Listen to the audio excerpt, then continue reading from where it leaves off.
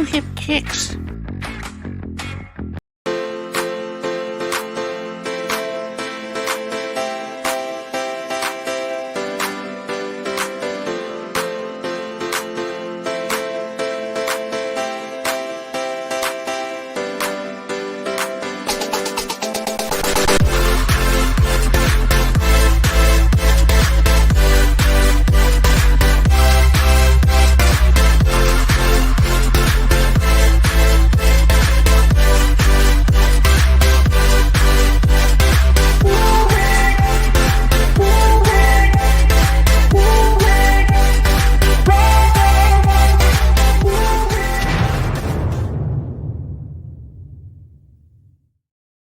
Boom. Hey everybody, welcome to Finding Your Music Mojo, where Kim and Dawn usually, TC and Dawn usually talk about music. However, Dawn actually had an errand to run today. She was taking her mom to spend the week with her brother, and they had some things happen and they were unable to get back in time. So I have an adequate substitute hostess and my lovely wife, Kim, the host of Kim Takes On every Tuesday at 7, right here on TKR Video Central. Hello, honey. Hello. Hello, And interwebs people. Well, it's not just me though. It's me and Terrence the Wonder Duck, my lovely sidekick who's always here to keep me grounded, keep me sane, and keep me from swearing. So Terrence is Terrence will her Terrence will regular sit here and judge. co-host. So Yes. so we were So going to play hey. we were going to do this thing called spin the wheel, which Dawn and I had been talking about. We're going to do that on another show because she couldn't make it, but I figured since I could have Kim come in and wouldn't get stuck hosting by myself, that Kim would come in and help me out a little bit. Hmm. um, how did you So get started? no porcelain Dalmatians. Sorry, No. How did you get wrong started wheel. doing Kim's takes on? This started because I had you do a video with me for JC, an answer Mhm. to his request is for recommended heavy metal for a new person, and then that just Yes. evolved from that, and we ended up giving you your own show. Well, trying to keep me away from a live mic is damn near next to impossible, because some people, you hear about this fear of public speaking. Gosh, what is that like? I don't know what that's like, to be honest with you. This whole podcast thing is just something that you've been doing for a while. I've done a few podcasts. And then when we decided to do videos, you're like, hey, why don't you just do a video show of your own? And I was like, well, that's great. What do I talk about? Anything you want. Anything I want? Of course, he's like, no, not anything you want, because he knows me so well. So, but so I have got Kim Takes On, which has been mostly about music, my views on music, my views on sometimes on movies and music that is used in movies, stuff like that. Because if there's two things I love, it's music and movies, and we'll actually love more things than that. But some of that stuff you guys don't need to know. So moving forward, we're over here now. Woo! Um, so when TC said that, I'm going to be a co-host short, would you like to come out and help? I would say it. I said it absolutely. So if you're out there in, internet land, please, send us a little message or whatever. We'll shout you out, say hey, answer any questions you might have, as long as it's not about taxes or whatever or politics. Please no. No, keep it Um, music related, keep it as this music, is a vital please. community show. Keep it music. So Keep it music. Um, so, what can I tell you about me that you actually care about? Well, like well, I mentioned, I love music. I grew up listening to a lot of music. Mostly the music I listened to as a kid was whatever my parents were listening to. Like 'cause we always had music on in the house. There was always, when my dad would be working on stuff, like, in the basement, like dad stuff, or when he would be outside having me wash his truck or having me mow the lawn, etc. and so forth. Daddy issues? Who has daddy issues? I don't have daddy issues. My dad would have the radio on, my mom would have the radio on in the car when we would go places and stuff like that. So I listened to it's weird because I listened to a lot of AM stations when I was a kid. Um, Back when AM stations played music, which I guess is kind of a thing that they don't do now, I guess. A lot of AM stations do they do music, but most of them are like sports or news or Most of them farm seem or to be talk depending on where or you are. yeah, Yeah. talk radio or, news or sports or blah blah whatever. But when I was a kid, it was that was, the music stations and stuff like that. So I heard a lot of I guess the term is adult contemporary stuff. When you were growing up, it was called easy listening. Well, well, to me, easy listening music is a swear. But Easy listening music to you is what we used to call beautiful music. Beautiful music became easy listening music when easy listening music became adult contemporary music. easy music is what I used to call Sears music. Right, Back right. when there And was a then Sears, and when you that's the well, the thing was, I remember going to stores and hearing like you'd hear a song, but it wasn't the right version of the song. It was something that would be like it would be slower. It would be an instrumental version. It would have like xylophones or marimbas in it, or just it'd be really weird. And you'd go, wait, I know that song before they decided to take it and ruin it. But anyway, um, like I said, I yeah, remember you hearing are not into that the way I am because I've, as people no. know, I am a big beautiful music slash easy listening fan, and I've talked about it on other shows Mhm. and in other places. I know it drives you crazy. I'm sorry. You go ahead. No, it's okay. No, it's your thing. And I mean, some of it, I have to be honest, some of it is all right. Some of it to me is very cringy, but I think it's done purposefully to be cringy. I don't know. I'm not sure how you can listen to something ironically, but I guess whatever. I don't know. I don't buy Um, that term anyway. I know you don't, but I remember hearing stuff on the radio like Sarah Smile from Hall and Oates and stuff like that. Sultans of Swing, Dire Straits, things like that. Um, I didn't grow up listening to a lot of country music. Um, my parents Lucky just you. weren't my parents weren't really into it. The closest I got to country music was my cousin Carol, who owned some John Denver LPs. So my that was country music to me with John Denver. And I know there's probably some country music fans out there now that want to wing a brick at my head. No, John Denver Feel was free. But John Denver won a ton of country music awards in the mid '70s. I remember him watching from Australia one year when he was up for all those awards, and every time he won, he was far out, man. That's how just how John was. yeah. Um I didn't really start getting into hard rock, heavy metal, stuff like that.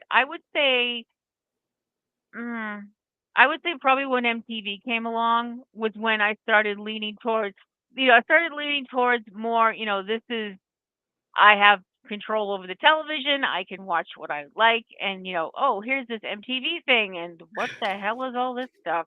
You know, um, it's really weird to think about the fact that you have to explain to younger generations. Yeah, MTV used to just show videos.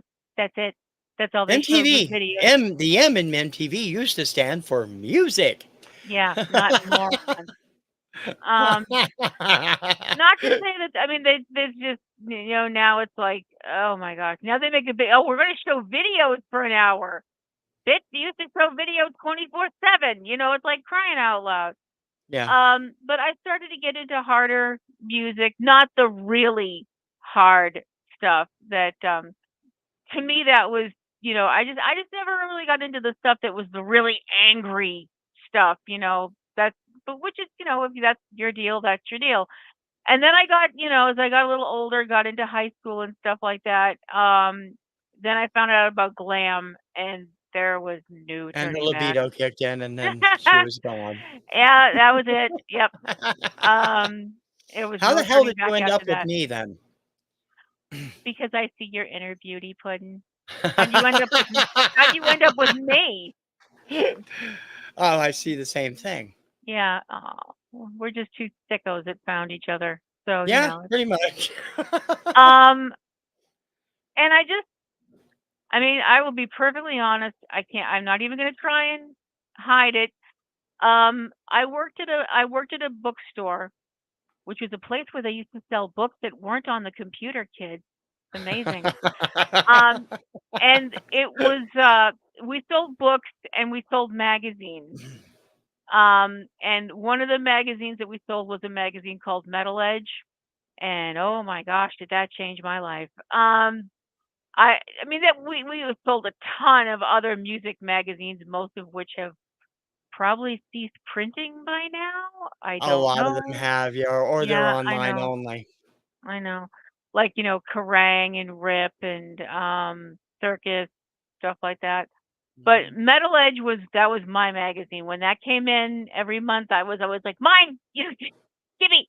And I would sit there and go through the stuff about like, the hot new bands and stuff like that. They would bring up bands to watch and stuff like that. And I'd be like, "Ooh, their singer looks cute. Ooh, their drummer looks cute. Ooh, that whole band is hot."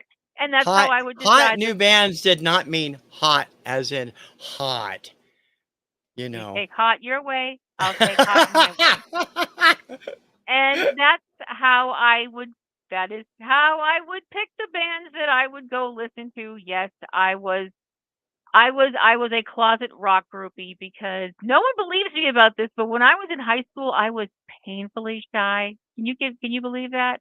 I was painfully, ridiculously wouldn't talk to people unless I was forced to shy.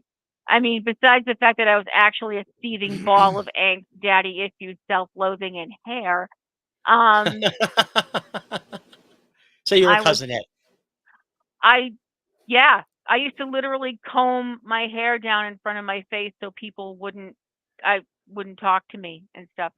I was hurting. Don Cream, yep, remembers Don, hi Cream, yep. Don, yep, Cream Hi, magazine. Don. We used to sell that. And I used to get anything that, of course, there was certain bands, anything, if it had Guns N' Roses on it, mine. Had Def Leppard on it, mine. And Nelson. I would, huh? Nelson. Nelson, yep. Oh, Nelson was a revelation. That was I saw the video for I Live in Affection, and I was like something out of a Tex Avery cartoon. My eyes bugged out. There was smoke coming out of my ears. It was just, when I like something, I like something. You behaved Um, yourself very well when we met them. yes, I think I did too, because I didn't pass out. So yay! If I don't pass out, it's a good day. But of course, the thing is, when I was in high school, also was when all of that nonsense started with the PMRC. Now, those of you who are Parents of a young, Resource Moron Center. yeah, those of you who are of a younger age and will not remember this bullshit. This was a bunch of people that decided that, oh my goodness, the ruination of our children is heavy metal music. Yep. Yeah, Just so I like think they got the idea from the heavy metal poisoning video from Styx off of the Kilroy Was Here album. Probably where I it don't came know. from. Personally, Terrence has some things he'd like to say about that, but I've already told Terrence, naughty ducky, you can't use those kind of words. Um, Ter- Terrence is a closet headbanger. I know he looks cute, but don't let his looks fool you. He's a maniac. Um, but they started this whole thing about how heavy metal was ruining society, just like let me see, rock and roll was ruining society back in the 50s. Comic books, movies, pro wrestling, rap music, Television. the television, and then of course in later years it was the internet, social media, pretty much anything where parents could look at what's going on and saying, "Oh, this stuff is making our kids act bad because some parents don't want to, parent." So the PMRC says the person with no kids. So the PMRC comes along, headed by Tipper Gore. Sorry, I threw up in my mouth a little bit. Um, who she was the head of this group of people, and they decided, well, we're going to slap these stickers um onto records at the time. Although I think they were on CDs too, and Yeah, possibly tapes. yeah. This They were big, on everything. Yeah. yeah, this big ass sticker that said, "Ooh, warning, parental advisory, suggestive lyrics, blah blah blah." You know what that sticker needed to really say? That sticker, that great big sticker, needed to really say, "Hey kids, this album will piss off mom and dad. Buy it right now." Basically, that's all it did. Which is, yeah, That's that was basically the effect it had. Yep, had the complete total opposite effect. And people, I mean, I'm sorry, I think that's how some bands got famous, is because people saw your parents don't want you to have this, and people were breaking their necks running to the record stores trying to buy stuff. I mean, did I do things like that? Maybe. Um Not with my mom. My mom, bless her, knew what my mom was, a wonderful person, and left me to my. It's not that she didn't care. She just knew that I was already screwed up. So what was music going to do that make me any worse? My dad, on the other hand, I remember my dad looking at my album of "Look What the Cat Dragged In" from Poison and being like, "What is that?" And I'm like, "That's the band." Are those guys? Yes, they are, Dad. Are you sure? Yes, they are, Dad. Because I'm thinking, well, I'd like to know them in a biblical sense. So, yes, Dad, they're definitely guys. Of course, I didn't say that out loud because my dad would have probably cracked me in the mouth. So, you know, what can you say? But Hey, well, at I, least he knew who the boss was. oh, can I tell you want me to tell that story? Sure. Okay. Everybody out there who, y'all know how your parents are. They try. I mean, they do try, bless them. I think this happens with every generation. It's not just your generation and mine. I think it's everybody's generation goes through this thing where your parents at some point try to reach out to you by mentioning something that they know that you know. It's kind of their way of establishing something of a rapport, you know, being like, "Hey, I'm not just your parent, I'm your pal."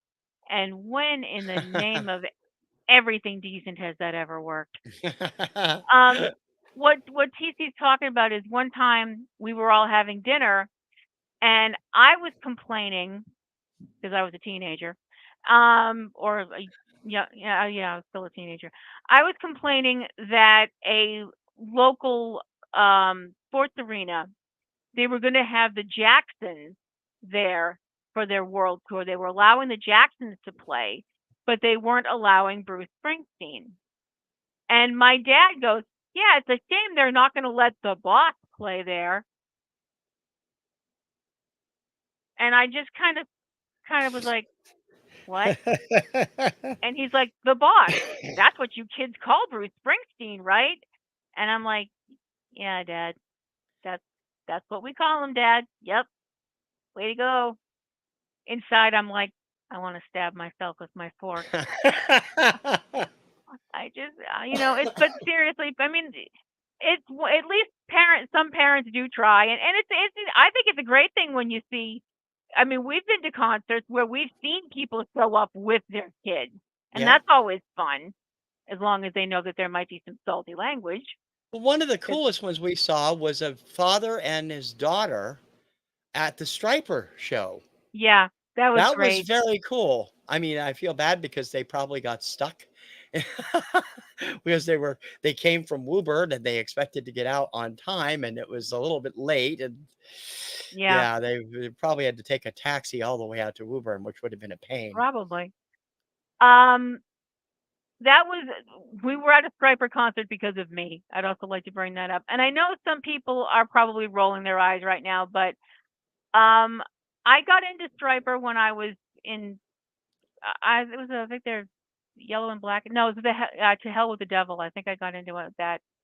And I really do feel like they really touched a part of my spirit that, I was like, wow, this music really means something to me. Not that all music doesn't mean something, because I really do feel like music, I mean, music is something that we can use to reach out to each other as a species.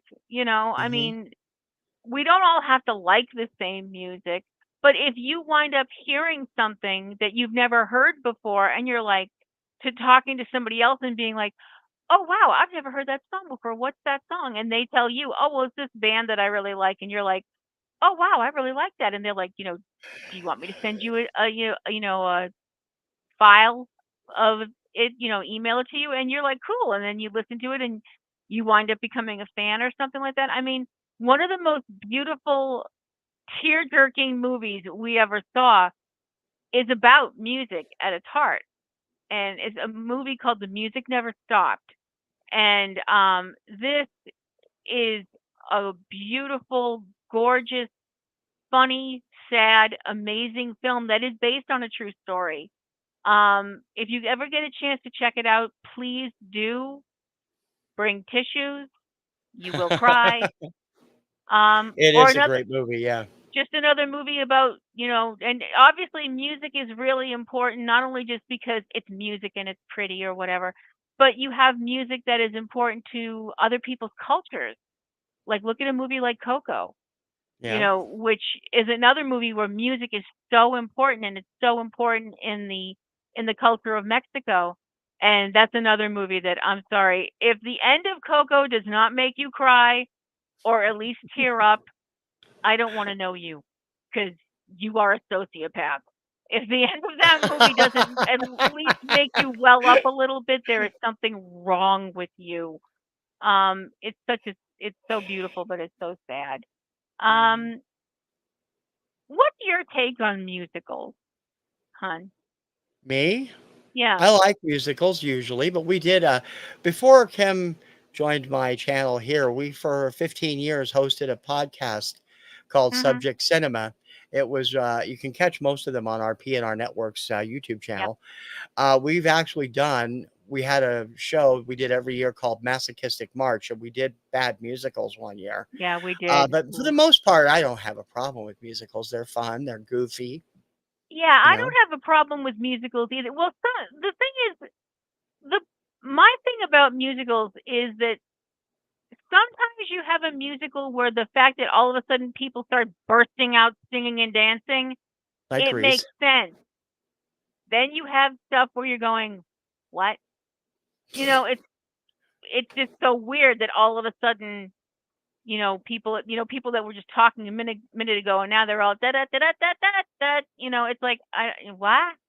Um, I think like a good example of a movie with terrible music, but it makes sense where the music is because it's about a band, is a movie called Miami Connection, where, all the songs are because this is the main characters are in a band. So all of the songs are them performing. Granted, the songs suck, but I mean, And the all movie right, that sucks. It's wasn't one of our that wasn't favorite nice. guilty That bad that movies, you wasn't. know? I mean, You don't wanna hear Against the Ninja again? my other option is what? Slamming my hand in a car door? Listening to Friday for a week. That's just cruel. Cruel and sick. Crying out loud. Um, I mean, I did do a rant about Miami Connection during my Kim Takes On, where I was talking about some really great scores and soundtracks and some really shitty scores and soundtracks, and that's one of them. But sometimes when you see a musical, I mean, some things where you have people bursting into song and stuff, it really works, even though it's not a situation where people normally singing and dancing Uh-huh. would make sense. A really good example of that, I think, is The Wizard of Oz, because it's in this alternate universe or dimension or whatever or what have you, or a dream. if you want to be a Debbie Downer and be like, "Oh, the whole thing was a dream." It wasn't. Um, I don't buy that. So having all these characters sing and dance and stuff like that to explain their their stories and all the like if I only had a brain or a heart or a knife or and all that stuff like that. I thought that was really cool because it moves the story along and it puts those songs in your head and stuff like that. And let's face it, Judy Garland singing Somewhere Over the Rainbow is just beautiful. Fiddler on the Roof goes. Yes, gone. Fiddler on the Roof does go on for a while. But there's some really pretty songs in that too. Sunrise, Sunset is a beautiful song. Yeah. We actually did Fiddler on the Roof. That was one of the drama club things that we did back in oh gosh, I was in junior high and they did that. That was really it was interesting, but yeah, it's one of those you kind of do kind of sit there and go, okay, yep, if you were a rich man, okay, yeah, we get it. Okay, can we speed this up, please? No, you're totally right about that. Okay, Um, let me take a turn okay. about when you brought it you've opened the subject by bringing it up. You have been on stage more often than I have, Hmm, but you started way back in junior high I playing did. Miss Hannigan in Annie, I did. and then you were in you played one of the apostles in Godspell. That was in college. Yep, Yeah, and also were in a production of The Best Little Whorehouse in Texas in true. college. Mhm. I was also What in were cabaret. and Cabaret, yeah, okay, well, I wasn't here yet. I didn't know you when Cabaret was there, but I did Yep. know you from the other ones. The um, does that have does that shape how you see musicals, having been in them? I think so. I I mean, yeah, it does because sometimes when you're in a musical, you are kind of going, okay, so we've just found out that somebody's, you know, something bad's happened, so we're going to sing a sad song now. Yeah, sure, that happens in real life. Um, there is there is such a rush though about being on stage and being in a musical. I got to be honest with you, being in a musical is hard. It is hard to be in a musical because you besides learning your lines, which can be difficult. Now you've got to learn songs. You've got to learn and then there's always that other bugaboo choreography and to all of the choreographers that I made cry in college because teaching me how to dance is like trying to teach a cat to play checkers. I'm sorry. I'm sorry if I drove some of you to drink because it was like I mean I do actually know my right from my left, honest I do. But for some reason dancing I don't I'm not I can't it's just bad. I mean, I like to think I'm an okay singer. I like to think I do okay with the acting stuff, but dancing forget it. I You can might as vouch for well both the singing and the acting. You are excellent at both. I just thank you. But and Terrence thanks you too. But I just I'm not a dancer. I was in shows with some people who were amazing dancers and I would be like, wow. I just loved the way that they would dance and it was so beautiful and graceful and I'd just be like clunk clunk clunk clunk clunk. I always compare my dancing if you've ever seen the clip from Fantasia of the hippo and the alligator dancing. I'm Hmm. not the alligator. I think Uh you're over. I think you're over. I think that's a terrible comparison. oh well. Dawn, I see what you're. I can understand where you're. The Blues Brothers does. I'm sorry. That is not an unpopular opinion because I'm sorry. I saw that movie and I got to the end of it and I'm like I don't get it.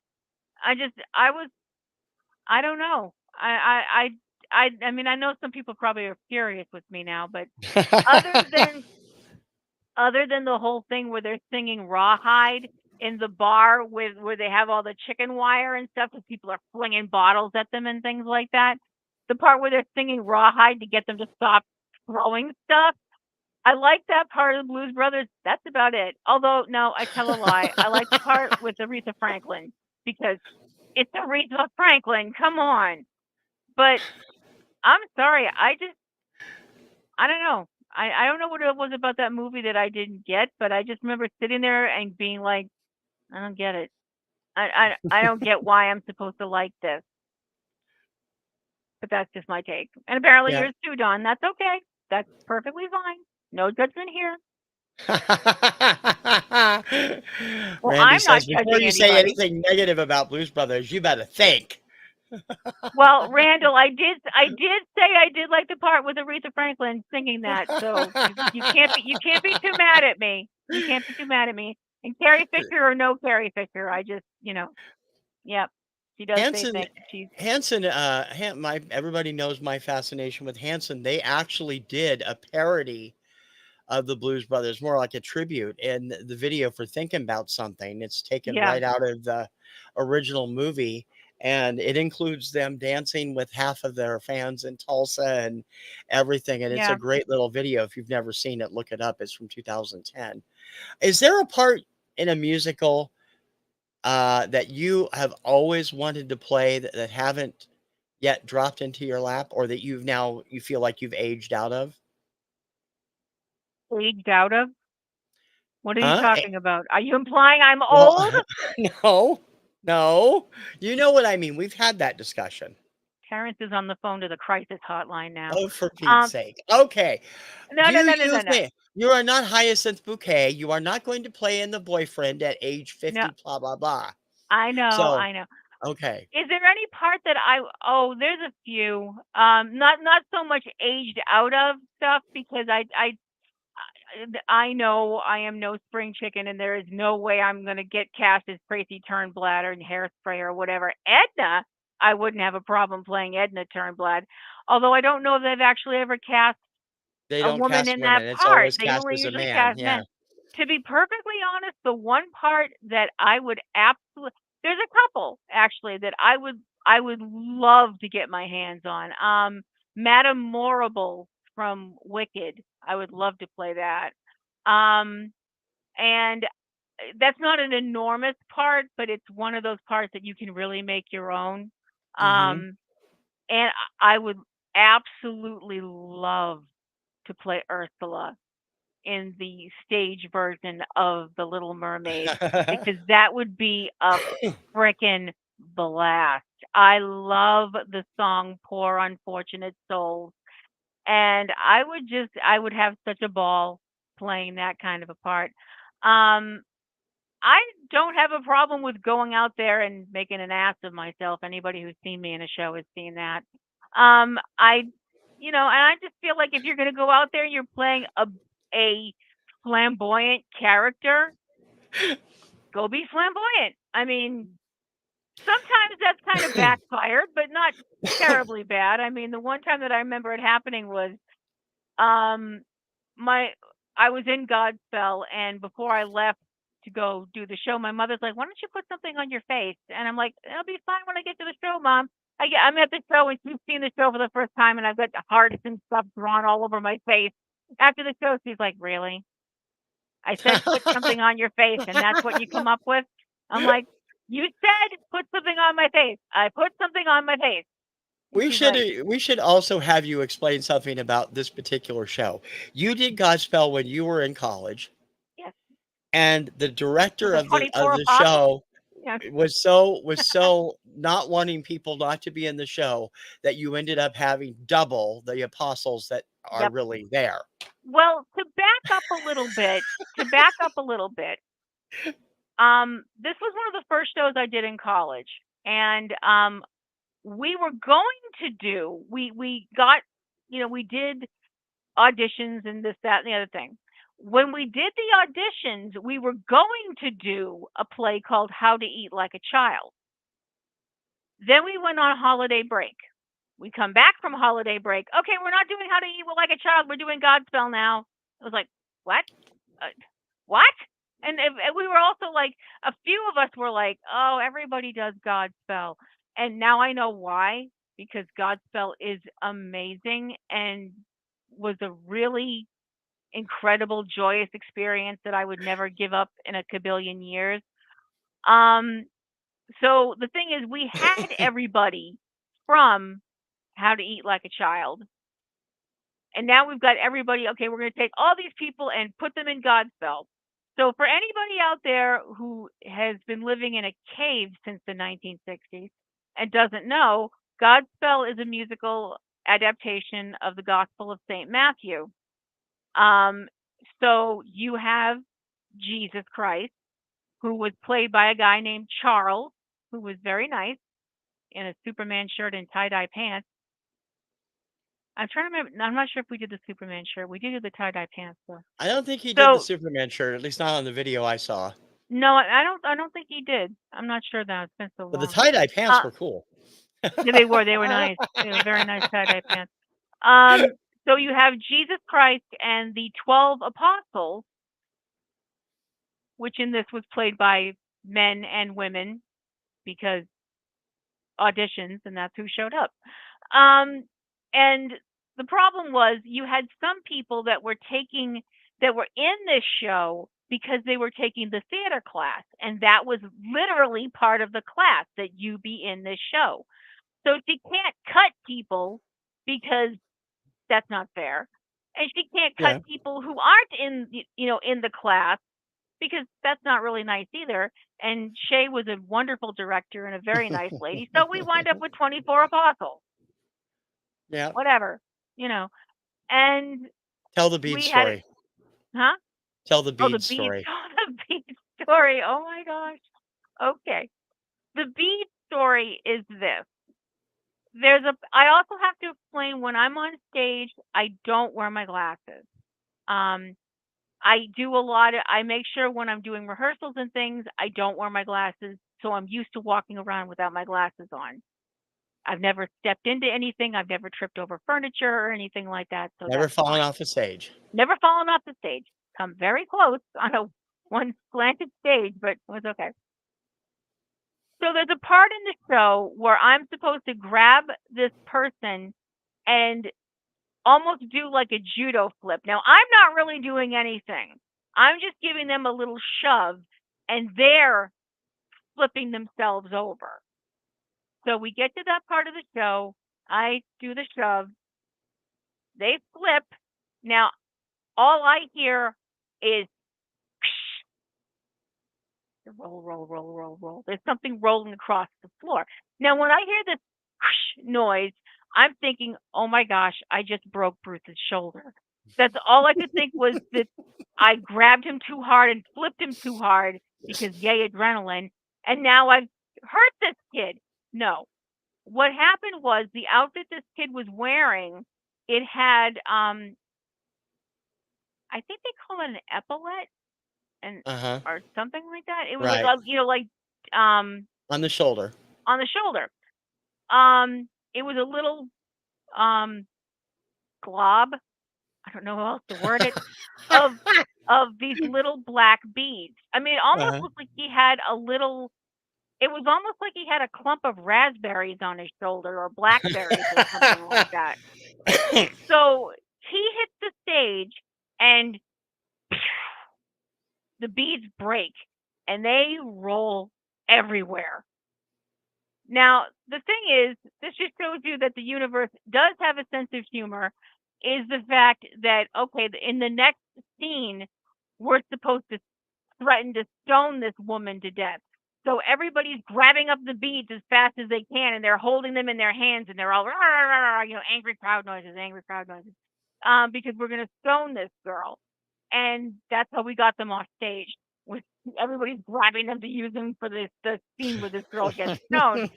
And it was like one of those just ridiculous live moments, live, you know, Did the on. audience figure out what happened? I don't think so. It. I. I don't think they did because we kept going. Nope, we didn't stop. Right. Other than we stopped to be like, Oh, yeah, the show must sure, go we're on. angry and yelling at this girl, and all this stuff like that. I don't think they got it. I don't think they realized something was wrong. I actually do have another funny theater story if you guys want to be humored. Sure. Um, this this wasn't a this wasn't a musical, and I wasn't actually on stage for this. Um, I was part of the backstage crew for we were doing a play. We were actually doing it was two plays. There were two short plays, and we were doing um there were just one act plays and stuff like that. And so we set up we set up the sets and stuff like that, and had the flats up and all this stuff like that. Now we're backstage, and you and anybody who's been in a a production knows when you are backstage, you are quiet. You are quiet, quiet, quiet. Can't say anything. Um, so there's a girl and a guy on stage, and they're supposed to be this young couple. And we're hearing the dialogue, and we've heard this dialogue over and over and over again, so we all know what the dialogue is. So we're all sitting there backstage, and all of a sudden we hear this noise, and it's like boom, ba-doom, ba-doom, ba-doom, ba-doom. And there's a moment of silence, and then we hear from the stage, "Damn, I dropped my apple." This kid who's playing the male lead dropped the apple that he's supposed to be cutting when he's on stage, fell out of his hand, and just rolled off. We're back now. We can't laugh backstage. We're dying. We're all like sitting there going, no, I mean nobody can laugh. We all got our hands up in our mouths. We're all like holding our kids. Just it was the funniest damn thing though, but it was so funny. Um, it was just one of those weird moments, and for a while with that guy, every time we walked by, we'd be like, "Damn it, help my apple!" He'd be like, "You guys are the worst." And we're like, "We know." That was also Well, a at show least he that we. covered for himself pretty well. Yeah, we did. We're like, "Hey, we're not mad at you. You did a great job covering up. That was you good job." The director was backstage like, "I don't believe that happened." And we were all like, "We do. Live theater. Gotta love it. Always gotta have something going on." Is there any kind of place where you can think of that it would be absolutely ridiculous to do a musical? I mean, we've seen some musicals that are set in some pretty dumb places. You mean I for a think the dumb setting? well, the dumbest thing I ever heard was "Paint Your Wagon." I mean, See, that was a classic show. My uncle was a huge fan of the Broadway show. It wasn't so much the the movie. Broadway show, Uh, the musical, Clint Eastwood well, that was the singing. movie though. That was the Yeah, but movie, that's that not the Broadway show. no, but seriously, it's like Clint Eastwood and Lee Marvin singing. What could go wrong with this? Well, I mean, in today's modern society, a way that they do musicals, 90% of them are now what they call jukebox musicals. There's so few coming around. You need a second?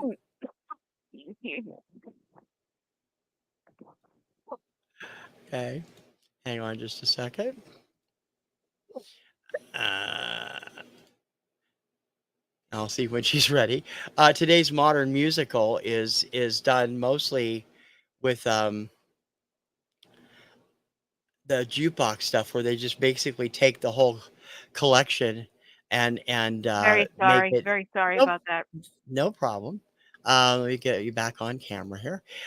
The musicals of today are taken from the catalog of the artists. I mean, you've got Donna Summer, you've got Cher, you've got Michael Jackson, you've got ABBA started this trend with Mamma Mia. Hmm. You have all these things that are they're done like that. I don't know that it's still possible to do an original musical anymore. I mean, they try. I know the bands visit one a ton of things. So, Um, I don't know. I mean, I like to think that there's always a chance for originality out there, but you never really know. mhm. Well, changing the question a little, is there anybody that you would like to see someone do a jukebox musical of that hasn't been done yet? Um, I still think a couple of the ideas that we had tossed around, with the idea of formulating shows around Jim Steinman's music, Yeah, or around the music of Simple Plan. who I think are terrific ambassadors for teenage angst and how they feel. Both of those would make great jukebox musicals. Um, over the course of the time, the last original play that I can remember that I really loved is Rent. It is actually feels sort of like a jukebox musical because it's so pop, has such good pop music in it. Yeah. Well, there's a couple of other bands that I definitely think you could make a really good jukebox musical with their stuff. Hmm. One of them is Supertramp. I think that you Yeah, could get an amazing jukebox musical out of Supertramp. I don't entirely know if you could get one out. I'd like to think you could get one out of Kiss because I'm an enormous Kiss fan. and Jaden, Um, and of course, as long as you pay Gene enough, he'll do it. I didn't say that. I ain't kicking that hornet's nest. Forget it. Um, I think Queen would Well, be incredible.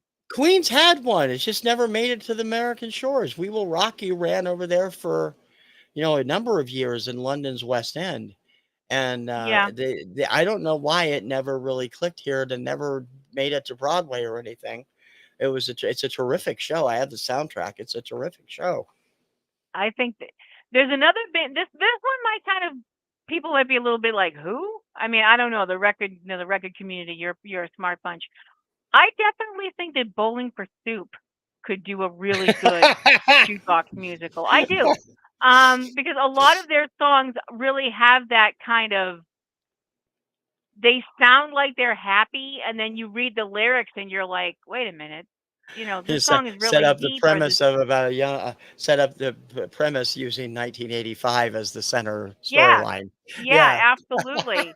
Absolutely. I think that that's I would think that would work. I really that's the do. kind of thing I wanted to do with Simple Plan. Welcome to My Life, one of their greatest Mhm. songs, would be a great teenage musical. It's similar to Duncan Sheik's Spring Awakening in that way. I think that they could do a lot of interesting stuff. Of course, I'm still waiting. One thing that COVID did for us is it ruined the stage version of Empire Records. It was supposed to premiere in 2020 for the movie's 25th anniversary. Mhm. And I love that movie. I know you're not a huge fan, but I worked in record retail for years, and so it hits close to home for me. And that movie is one of my favorites, and the musical featuring the songs from the soundtrack and original music would have been great. They're still working on it. I don't know when it's going to premiere, but I'd still love to see that eventually come to fruition as well. Yeah, I definitely think it's not that I didn't dislike the movie. I disliked the cast, or the characters, I guess would be a better way to put it. Yeah. I'm sorry, some of those people, if I worked with them, there would have been problems. Um, I but think that's the point. yeah, I know. Well, I'm so sure sometimes I wasn't the easiest person to work with when I worked at the bookstore or whatever. Um, Although I'd like to think my coworkers they liked having me in work because people would come in and be like, "Hi, I'm looking for a book, but I don't know the author, and I don't know the title, and I don't know what it's about, but there's a dog on the cover." And they'd be like, "You see that girl down there in the red shirt stacking stuff? Go talk to her." And usually I'd find it. So, you know, it is what it is. Yeah, I know that feeling from record retail too. Believe me, it's a Yeah. lot of fun. A lot of crazy stuff. So, what do you listen to now? I mean, in addition to being a metal fan, you've really, Mhm. I mean, you're hard pressed to admit some of the stuff that you actually listen to now. I would be hard pressed if I gave a crap what people thought about me anymore. To certain Um, people, to I certain people. don't. Um, well, I kind of there's a lot of stuff that I still listen to. I still listen to a lot of the metal and stuff like that. Matthew Sweet stuff like that. Um, I am an unabashed and don't care who knows it Ed Sheeran fan. Um, his song "Perfect" makes my knees Perfect go makes her all ears go wobbly. bad. Yeah. Yeah, my knees go all wibbly when I hear that song. Um, I I listen to a little bit of everything, really. I mean, I actually do listen. I wound up listening to some country music because of one of the people that I worked with. They played country music a lot. and I wound up actually being like, "Hey, some of this stuff is pretty good." And I actually went back and listened to like some really older stuff. I saw the movie I Saw the Light with Tom Hiddleston as Hank Williams Sr. Um, and I really started listening to a lot of old Hank Williams stuff, and I was like, "This is really poignant. It's Oh, really, you poor child. I know you have a bad memories of that and I stuff. I have that. mean, I have had memories associated with Hank Williams music, so I'm just not gonna. I won't go into that, but it's kind of nuts. I like I said, I kind of I love I still love, like I said, metal. I love a lot of instrumental stuff. I'm a huge fan of Impoliteri, which is a guitar player. I love Michael Lee Firkins. I still love Michael Lee Firkins. He's an amazing guitar player.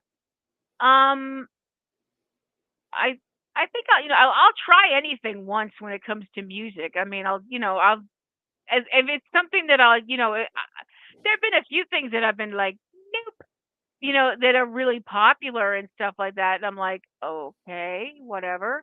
Um, and Well, yeah, but sometimes I mean, the whole world, has the different opinions. That's what's so cool about the vinyl community is everybody likes something different. I'm the right, pop guy. I'm in the very teeny tiny minority. I'm a teen idols person and a pop and disco person. Most of the vinyl community are prog or heavy metal or classic rock. So it all depends on where you're coming from. right. I've wound up liking a lot of. I mean, well, this is the one thing that you've always given me a problem with. That sometimes if I hear a version of something that I love and it's being done differently, that you're like, well, you won't like that. And I'm like, I'm trying to change that. I'm trying to be more open minded about the idea of, you know, listening to a song that I really love being done in a completely different style by somebody else. Still don't like Sheryl Crow's version of Sweet I Child of was Mine. You're not just gonna changing my say mind I about was that. It's just, uh, I'm just like, I don't hate it anymore, but I don't, it's just no. Sorry, just no. Randall's one of our Grateful Dead Hi, fans in the Randall. vinyl community and also jazz, Do you classic ever follow? rock. Do you ever follow them? The Dead? Do you ever follow the Dead? Indie rock, and a little Okay. death metal too, he says here. I can get it to come up. Well, There we that's go. yeah. Well, it's not exactly the kind of music that you want to bounce out of bed and listen to first thing in the morning. It's like, Hmm. oh, yawn, stretch, get the day going. Let's play some Cannibal Corpse. But it is. That's not really. Oh, wow. Okay, there you go. Wow, damn, Randall, that's impressive, bro. That's crazy. Wow. We haven't even seen Hanson that many times. No, So, we not that we I weren't wouldn't, if I had the money and I could travel when they tour or Daddy Freyr, I would do it. But, we were in Quincy Market one time where the Dead was playing at Boston Garden, and I'd never been around Deadheads before. That was an experience. it was I very was like, cool. no, it was. I was like, so that's what patchouli smells like. I was like, okay, that's interesting. I mean, they were all super nice. Don't be They were all. stereotypical, dear. I'm not being stereotypical. I don't think I am. They were all super nice and friendly, but you definitely knew they were there to see the Dead. You know. Well, Yep. oh, don't be modest. I know. Yeah, a lot of people see. Well, that's why they're Deadheads. And that's cool. I mean, if that's your thing and that's what you want to do. Well, Fish, that's one song and it's an hour and a half. It's like if you listen to, I'm sorry, Randy. She's being a pain. I'm a comedian. What do you want? I know. I But know. no, if you can play it, look, I'm the one that loves the live version of Freebird, and I will admit, if you're not ready for how long that is, you are going to be sitting there going, "Oh my gosh, when is this song going to end?" Not me. Okay. Yeah. Well. Okay. See, fine. I'm not. See, Randall Nope. agrees with me, so I'm not over. Yep. I'm not No, stereotyping you're over not. You're there. not. Yeah. Okay. And Terrence says, yeah, too. Um. Do you ever see anything really crazy at the concerts, Randall? You ever see anybody do something nuts like jump on stage or jump off stage or anything like that? I've never seen anything crazy happen at a concert. No, The only not really. the only thing I ever saw that was crazy was how much the audience hated Faster Pussycat as the opening act for Alice Cooper. Oh my gosh, they hated that band. Well, that If they could doesn't. have, It's understandable. Faster Pussycat and Alice Cooper are not compatible music mostly. well, Really, it's like if they could Jimi have, Hendrix and the Monkees. yeah, probably. I mean, if they could have thrown the chairs, they probably would have. And I'm there at the concert by myself, and I'm like, yeah, what they're saying, because I'm not disagreeing with them because I don't want to be kicked to death by a bunch of metalheads. Oh, that stinks. But it's um, cool that you've been that many times. That's crazy. yeah. Before we get going here, let's go into your darker side. What are some of the songs? Now you know mine, and most people know most people know mine. What are some of the songs that make you crazy? My darker side, Yeah. darker than the one I already show people. Well, you know what I mean. Oh, when you Musically, say songs that make me like that I hate, you you do mean? not like Rebecca Black's Friday. Nobody likes Rebecca Black's Friday. Somebody did. She earned $1 million off of it. Somebody liked That's it. that's that whole listening ironically thing again.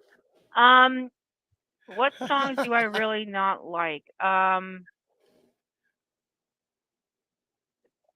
Okay, don't change that song. That's cool. That's great, right? Thanks for letting us know. That's awesome. What songs do I really hate? Escape, the Pina Yeah. Colada song. I hate this friggin' song. I hate it. I hate it. I hate it. Um, I hate My Way. I just don't. I don't know why I hate it. I don't know why I hate that song. I've heard that song sung by Frank Sinatra and Sid Vicious. So I've heard both ends of things. You don't even like Elvis's version, huh? I'm not crazy. It's no, because it makes me think of like jumpsuit Elvis in Vegas, and I get sad. Okay. Fair enough. Um, Fair enough. oh, I'm trying to think of what other songs I really. You know what song I really just never understood all the craziness. Oh, okay, that's real. Okay, yeah, I didn't know, but I knew who Faster Pussycat was when I saw them, and I was like, this is not gonna work, and I was right. It didn't work.